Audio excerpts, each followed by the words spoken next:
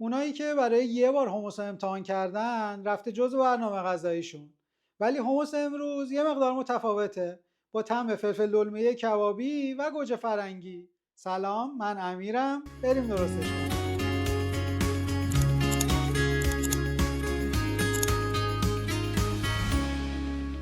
تو مرحله اول نیاز به 2 تا پختنی داریم. یکی این که فلفل دلمه‌ای و 2 تا حب سی رو بذارین گریل بشه. نخودتون هم اگه نپختین بذارین بپزه. داخل میکسرمون 200 گرم نخود پخته رو با 4 تا 5 تا قاشق غذاخوری ارده، آب نصف لیمو، 3 تا قاشق غذاخوری روغن زیتون،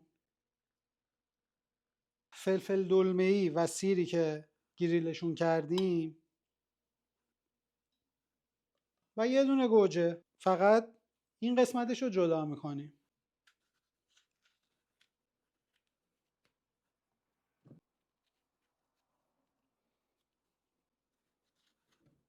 و یه قاشق پر ماست پرچرب، ماست یونانی باشه خیلی بهتر.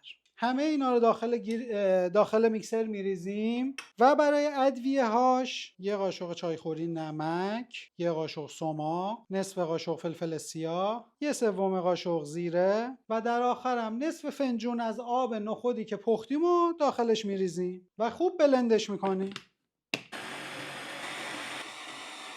حمصمون آماده شد، سروش میکنیم و یه دیپ خیلی خوشمزه، مقوی، پرپروتئین، از خواصش هرچی بگم کمه، مناسب برا مهمونیا، ودای غذایی، کسایی که رژیمن، فوق‌العاده انتخاب خوبیه. برای تزیینش یه مقدار روغن زیتون میریزیم، یه مقدار سماق روش میپاشیم و از نخودی هم که پختیم یه چند تاشو من نگر داشتم برای تزیین روش میریزم. خیلی هم عالی میشه که قبل از میل کردنش نیم ساعت بذارینش داخل یخچال تا قشنگ هم جا بیفته، هم طعم‌ها به خورده هم بره و فوق‌العاده خوشمزه.